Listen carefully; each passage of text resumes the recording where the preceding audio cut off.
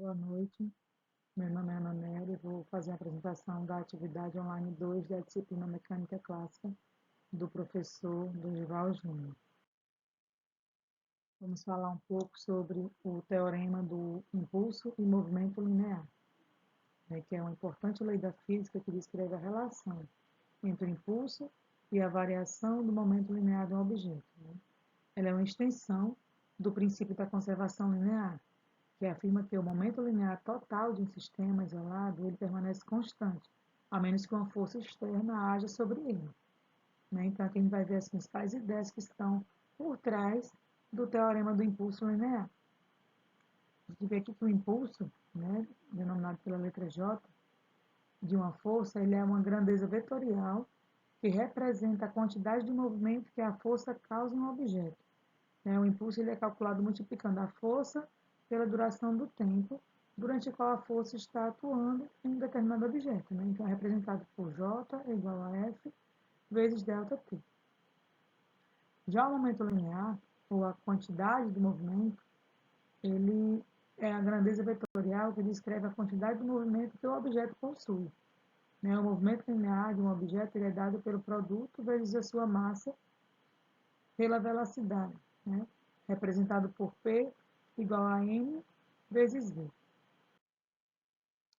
Então, a gente vê aqui que o teorema do impulso, ele estabelece que o impulso resultante, aplicado a um determinado objeto, ele é igual à variação do seu momento linear.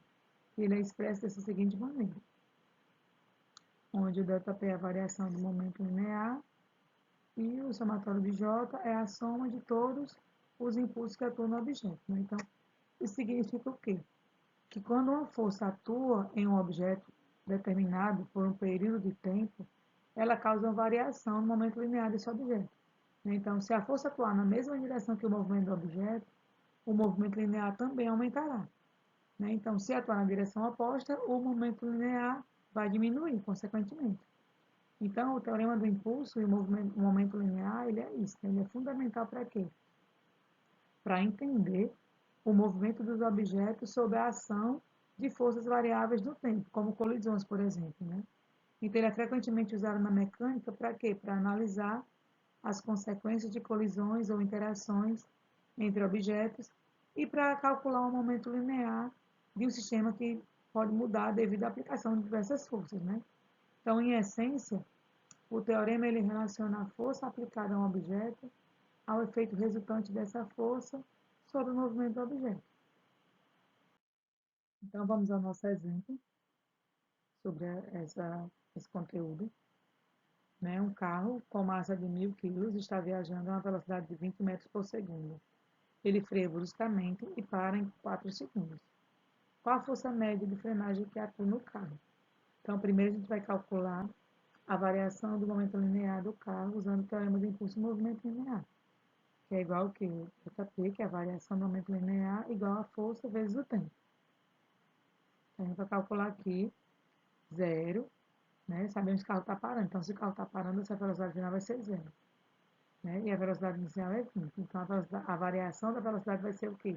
0 menos 20, que vai dar menos 20 metros por segundo. Então, agora, utilizando a fórmula do momento linear, que é P igual a M vezes V, a gente vai encontrar o momento linear inicial, que é o momento antes da frenagem. Então, vai ser P inicial, vai ser igual a M vezes V inicial, que no caso vai ser 1.000 kg, que é a massa do carro, vezes 20 metros por segundo, que era a velocidade inicial, antes da frenagem. Então, vai dar aí um valor de 20.000 kg por metro por segundo. Certo? Então, agora que a gente já calculou esse momento inicial, a gente vai calcular a força média na frenagem, que vai ser o ΔP igual a força vezes o tempo, que no caso vai ser o quê?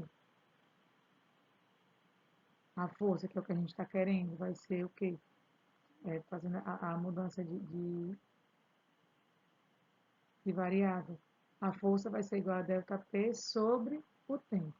Então, vai ser 20.000 quilos sobre 4, que é o tempo que ele parou. Na questão ele fala, freio bruscamente para em 4 segundos. Então, aqui fazendo essa divisão, vai dar o quê? 5.000 newtons. Então, portanto, a força média da frenagem, que o carro atua no carro, que atua no carro, é de 5.000 newtons.